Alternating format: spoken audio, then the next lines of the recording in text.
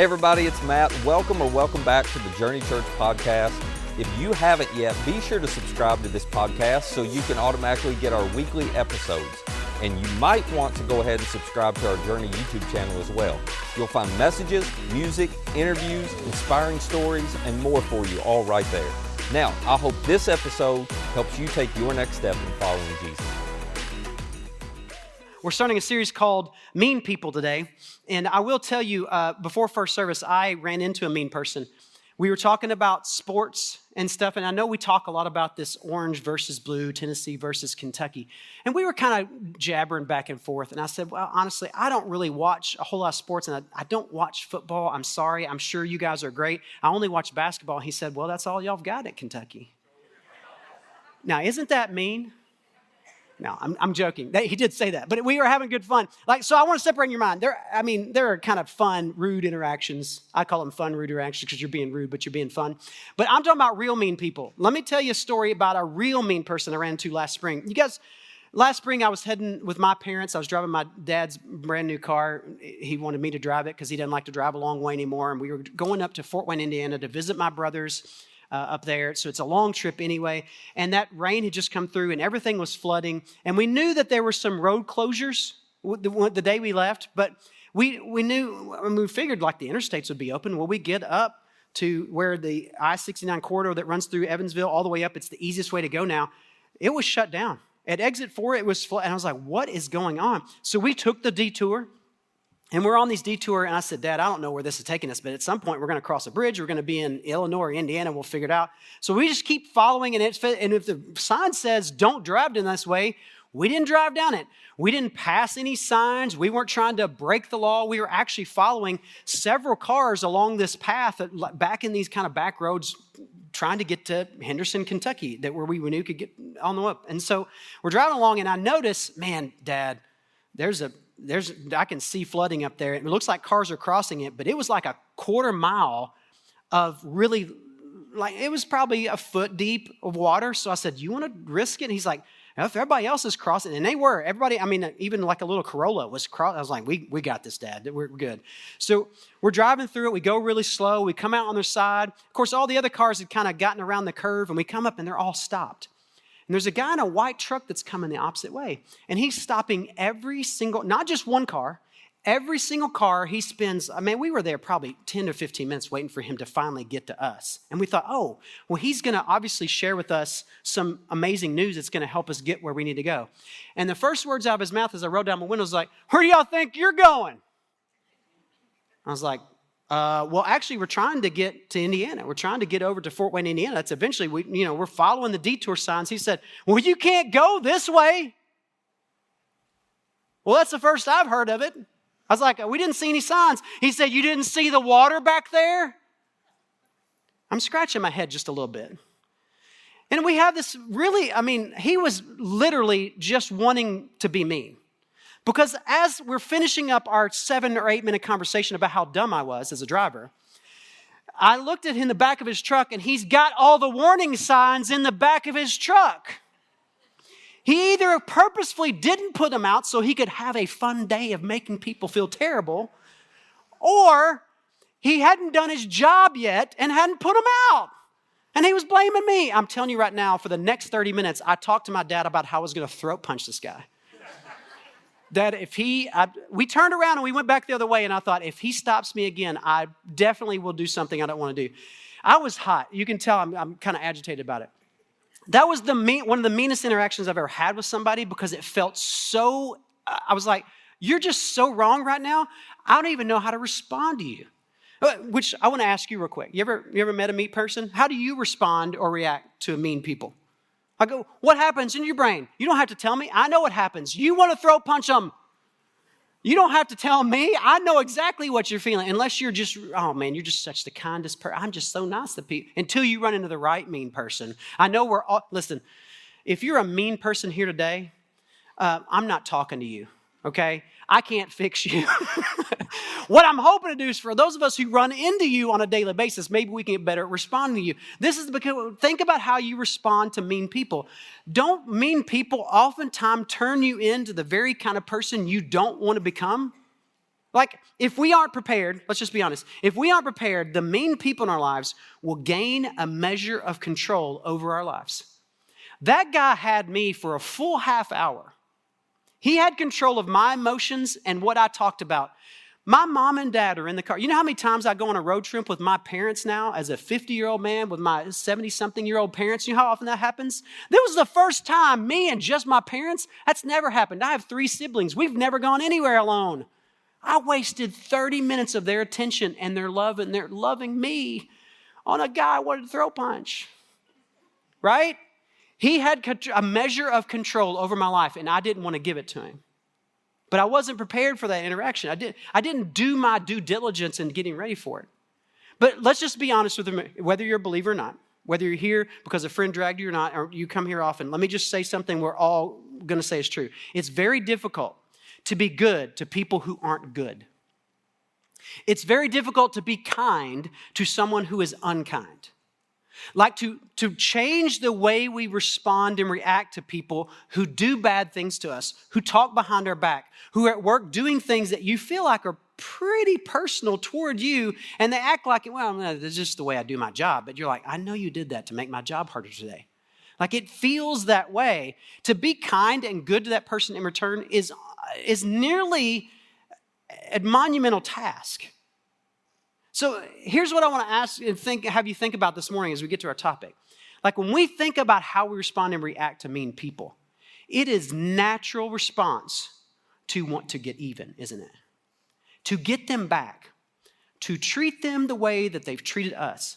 Because they've been so mean, by golly, they deserve a little bit of their own medicine. It's not even medicine they're giving out, but we act like they deserve some, and we've got the answer. Don't you just love it when you know for sure that you are justified in your anger? Don't you just love it when you know that you can let go of all of it on this person because they deserve it? Doesn't that feel really good? You ever do that thing in your head where something happens on a Friday, and all week long you're like, I am going to love Monday because I'm going to put them straight. I'm going to bring it so hard. I'm going to talk behind their back. I'm going to have all the people in office with me. We're going to go after them, and it's going to be beautiful because they're going to get their own medicine. Let me just put this out there. Getting even does make us even with someone that we don't even like, though. You ever thought about that way? When you go after them and you try to get even, you end up being even. You get even, but you've gotten even on a level that you didn't even want to be on. And here you are, talking about how mean that person is, and all you've done is respond with being mean. Gosh, I don't want to be that, and I know you don't want to be that. You don't want your life to be controlled by these mean people. You don't want to have those responses, reactions. What do we do? I mean, maybe we just ignore them. Any of you have ignore the mean person kind of person? You know what happens when you ignore a mean person long enough? I mean, you can get mean with them right away, and you can go into battle, or you can ignore it. I'm going to be the better person. I'll just ignore it. And you know what you do? You build up a whole lot of meanness in you, and then it spills out on somebody that's not even mean to you. You ever gone home after a day of being around a mean person, and it's been weeks of meanness, and you get home, and your kids or your spouse or your roommate says something really simple like, hey, man, you forgot to take out the trash line. You shut your mouth. I didn't forget, right? And boo, you blow up. Boy, ignoring mean people doesn't really work either. So what's our choice? If we can't get mean back and we can't ignore them, is there a third option? We're going to try. We're going to try to get there today. So you guys all know, you're in church. You kind of know what I'm going to say, right? Jesus modeled for us how to be good to people who were not good to him, right? We're not going there. We're going to go somewhere else. We're going to go to a really, really helpful story in 1 Samuel. And it's about David, who was the second king of Israel. Now, if you remember, David was the one, you've probably heard David and Goliath. David is the one who, as a young boy, defeated the giant that nobody else would take on. The army of Israel should have been taking him on, but he was the only one that had faith enough to trust God to take on this giant, and he takes him down. And from then on, David's life is kind of like, it's kind of in turmoil, because David then gets anointed as king. He'll someday be king, and King Saul does not like this at all. King Saul, right here, His son Jonathan should take over. Jonathan and David are really good friends. David even serves in Saul's court. He's around him a lot. This is like a guy I know, and Saul is angry about it. He actually tries to kill David a couple times. He ends up chasing David off, and David is on the run. And anybody who's on the run from a king like that ends up picking up a few other people who are also on the run from a king like that. And so David has been out away trying to run away from Saul. He's been kind of like wandering through the wilderness. He's got several hundred men and their families with him that he's leading along the way because someday he will be king. God has promised him, but there's a big, long waiting period. And this is where we find David. He's in the midst of this really, really long waiting period. And then this starts to happen in 1 Samuel. Let's look at the story. Let's jump in. A certain man in Maon who had property there at Carmel was very wealthy. You guys picture wealthy. You got wealthy? Picture wealthy. Close your eyes. Wealthy person, right? Here's what wealthy is in those days. He had 1,000 goats and 3,000 sheep. That sounds horrible. I don't know about you. I smell chicken barns on Highway 80. That's 1,000 chickens. What's 1,000 goats and 3,000 sheep smell like? This is wealthy, right? This is livelihood. This guy has, and by the way, this doesn't even does anybody know how much space, pasture land would be required for this many thousands of animals? I don't even know. Like this is huge.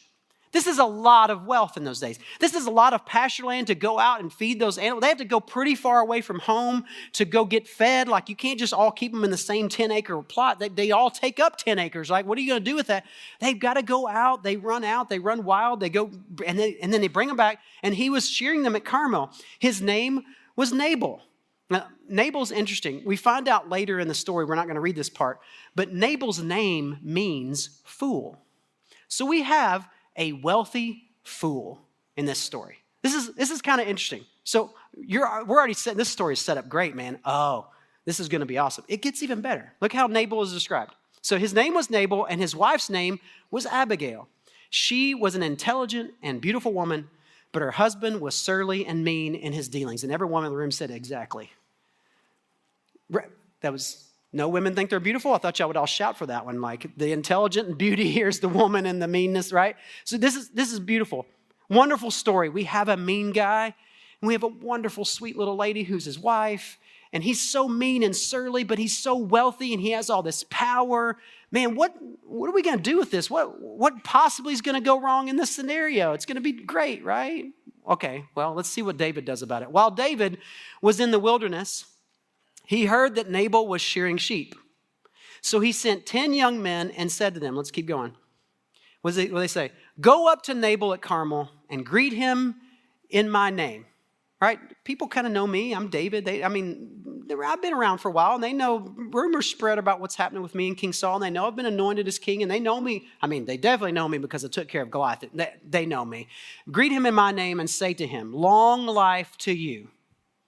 Good health to you and your household, and good health to all that is yours. Make sure you greet him with all the respect that you can, guys. I know you guys are young, but let me teach you how to do this. You go up there and you show him respect. Show him all the respect he's due as a wealthy man who has lots and lots of things to take care of, okay? Now, here's how the message continues. He said, tell him this.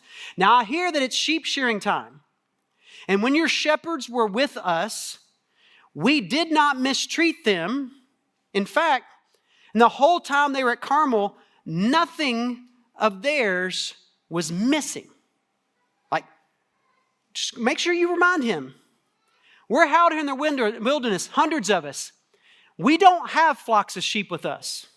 Now, we brought a few along with us, but we don't have flocks of sheep. We're kind of poor right now. We're making it in the wilderness. But by the way, when your sheep were up here, way far away from home, and they were up here in the wilderness, we didn't take any. We could have. Because I'm David. And I'm going to be king. And I've got lots of outlaws with me. And we don't mind taking stuff. We could have taken your stuff, but we didn't. In fact, we did such a good job. We protected them. Nothing went missing. Business owners in the room. Don't you have a line item in your business that's actually for loss of items? You hire a teenager to put your eggs on the shelf. How many eggs is he dropping? Right? How many get stolen? How many things just disappear from Walmart during the week? What is it, right? In business, we know that there's going to be things that come up missing. And David says, no, you don't understand. All 1,000 sheep went out. We made sure all 1,000 sheep came back, right? We protected your stuff. In fact, you don't have to take my word for it. Here's what he says next. He says, make sure you tell them, ask your own servants, and they will tell you how we treated them. Therefore, and here's the big ask, David says, be favorable toward my men since we come at a festive time. You're about to celebrate big. You're bringing in all this money right now. You're shearing sheep and you're celebrating. You're having a good time. And listen, by the way, we didn't steal anything. Nothing got lost. You're going to have a bigger, I don't know what you call it, a sheep shearing day than you've ever had before. It's going to be the biggest ever. Just look favorable in this. And here's what he says. Please give your servants and your son David just whatever you can find for them. Would you just give a little donation because we've done all we can do to protect your stuff. I know you didn't hire us to do it. We don't have huge expectations. I'm not looking for you to pay us for our protection or security. I'm just saying, hey, if you had any little bit of extra, would you mind throwing it our way? Okay. Is that an unreasonable request from a guy who's out in the wilderness with families to feed? Is it an unreasonable request? Is David not being a great leader by trying to figure out a way to provide for the people he's got with him? Has he not done the right thing? Has he not done the right thing by protecting and not stealing from Nabal? He could have just stolen a few sheep and the guy never would have known. He could have done just a little bit on the side, but he didn't. Man of integrity, good intentions, always doing the right thing. Man, David, upstanding guy. Who wouldn't want to help a guy like David, right? When David's men arrived, they gave Nabal this message in David's name. And then they waited. How long does it take you to make that decision, Nabal? It's not about that, is it? I am more powerful right now. This is me reading into Nabal. Why do you make them wait? You could have said a yes or a no. Why? Well, you got to show David, I know what's up, right? I'm a wealthy man. You come to me begging? Why don't you just wait a little bit? It'll be fun. And then he says this. Nabal answered David's servants, who is this David? Who is this son of Jesse? I think that's kind of funny. He's like, who's David? How's he know he's the son of Jesse then if he don't know who David is? That's how you knew people around then. Oh yeah, that's Jesse's son, David. He knows who David is. He's making a point. Who does David think he is? Who's the son of Jesse? He's nobody to me. He ain't king yet. He got no reason to come to me for anything. Many servants are breaking away from their masters these days. He's just an outlaw. King Saul's been trying to kill him. Deal with that, David. I got nothing for you. In fact, Nabal says this. Why should I take my bread and water and the meat that I have slaughtered from my shears and give it to men coming from who knows where? Just like a Nabal, right? You know any Nabals in your life? Surly and mean all the time. You try to do good to them and they just return, oh man, they ain't got no time for you. Who do you think you are? Where do you think you're going? I'll tell you where I'm going, buddy. I'll find you. Right? Look how David responds. This is so, sometimes you read the Bible, I don't know about you, sometimes I read the Bible and I'll go, that's in there. They put this in the Bible. They should have left this out. David's men turned around and went back. That sounded like fun. And when they arrived, they reported every single word. David, you're not going to believe this. Word for word, here's what he said. Blah, blah, blah, blah, blah, blah. And in this moment, David's being chased by King Saul. He's been promised the kingship. He knows what power he has in this moment and what God has promised him. And David in this moment looks at his men and he goes, you know what? Guys, it's going to be okay. We're going to trust God in this moment. God's going to provide. I thought it was going to be Nabal, but you know what? Let's just remember. Let's sit down and pray. In fact, I know we don't have much food left, but God will provide and we're going to trust him for our next step. That's not what he says at all. In fact, it's the total opposite. This is what I'm saying, guys. It's about to get real. Are y'all ready? David said to his men, each of you strap on your sword. Oh, dang. So they did, and David strapped on his as well. Stop, pause, hold on. When you go to war in these days, the king doesn't go to war because if everybody gets killed, the king has to survive. The king doesn't go to war unless it's really serious business. Strap on your swords, guys. We're going. And David starts to put his on. Everybody's like, uh-oh. Like, this is personal. This is big time. About 400 men went up with David. Hold up, David. Is this a little bit of an overreaction? I just want to put this in perspective. When somebody hurts your feelings and is mean to you, do you ever gather up all of Facebook to help you go after this person? Do you ever do that? No, nobody would do that. Do you ever have that response where like, I'm going to get everybody in my connections to know that this person need to be brought down? This is a little bit of an overreaction. How many men do you think David really needs to take to have the next conversation? Maybe 4 or 5. David should go in person next, right? Hey, Nabal, are you serious? Like, are we serious here? Like, you got nothing? You got no extra? Like, have a little bit of like, no, David's like, no, strap on your swords, guys. All 400 of you are coming with me. And then David's response is so like us. It's so like me when I'm angry.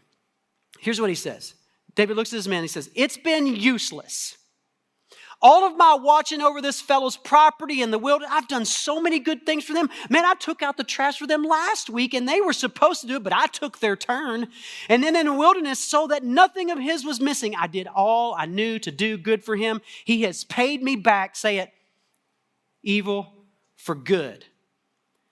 David is justified in his anger. I did what was right. He didn't. He deserves everything he can get right now. Do you ever get that way? You know you're right. You're in the right. They're wrong. And you're about to end it. That's the way I get. And believe me, I will end it.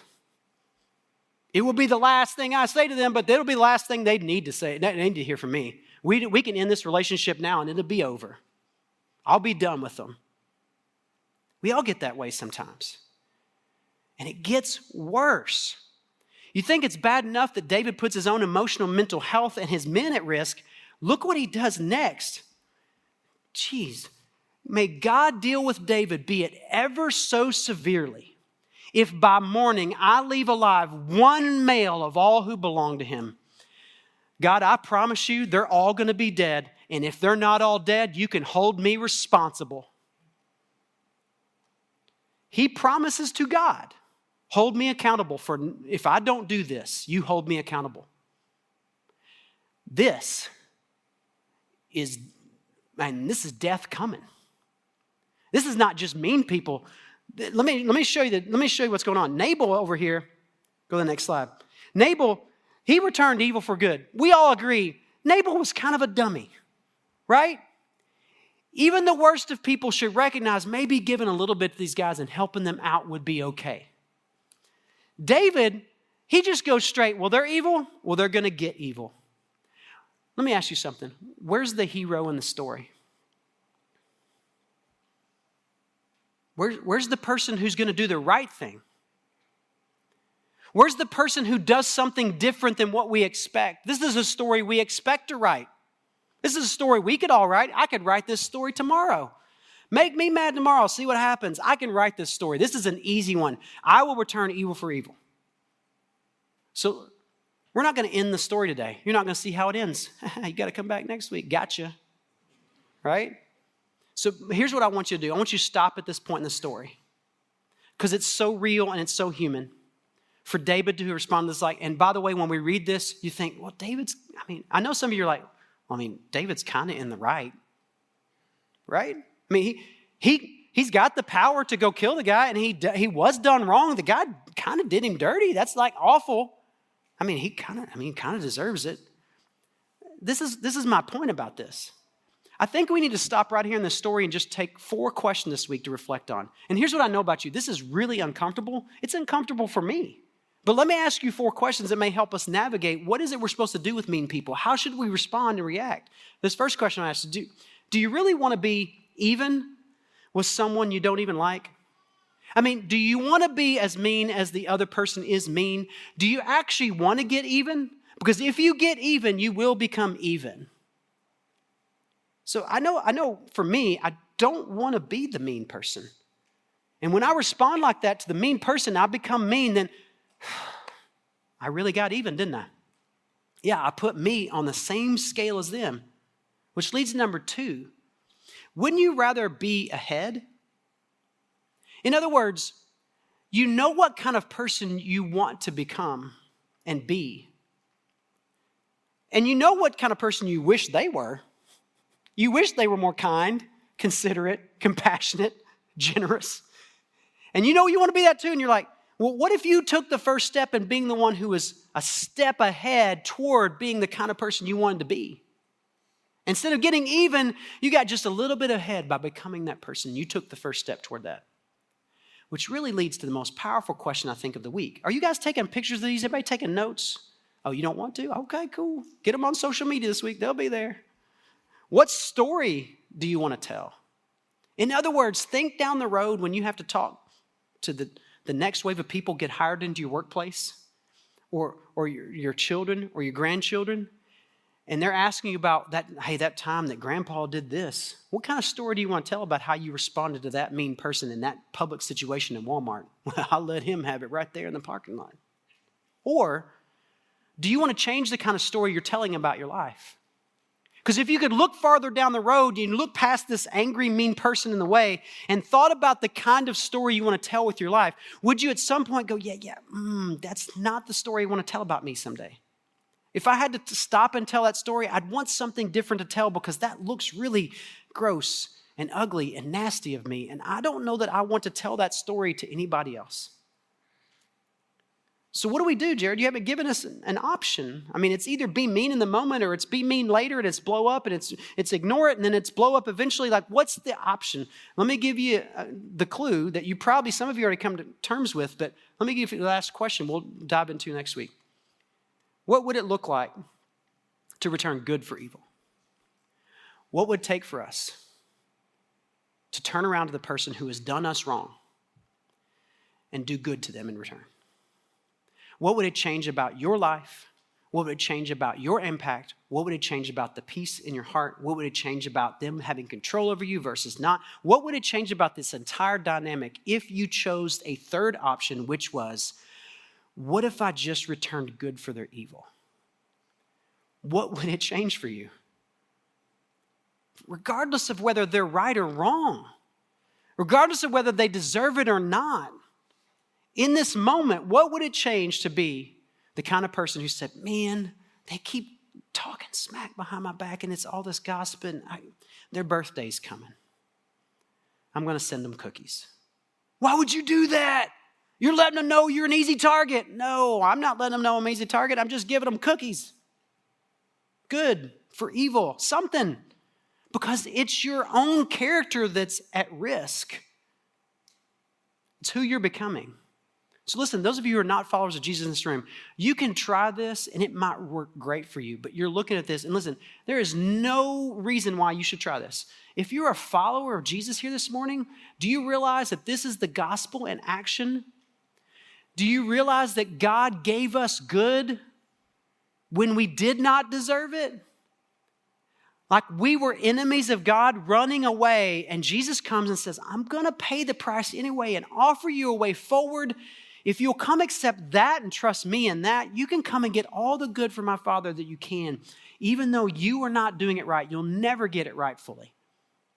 Good for evil. It is the gospel. So if you want Jesus' life to enter into yours, you're going to have to wrestle with these 4 questions this week. And I know it's going to be hard. When you come back next week, we'll end this story, and I'm going to tell you why it's so advantageous to look at these 4 questions and ask them, even in those small moments when somebody mean is just tearing you down.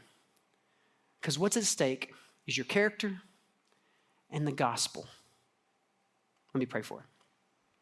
Father in heaven, I pray that this week, as we face the mean people in our lives, wherever they are, would you help us to reframe this conversation around these questions we ask ourselves so that we can come to terms with the fact that, God, you have done so much good to us.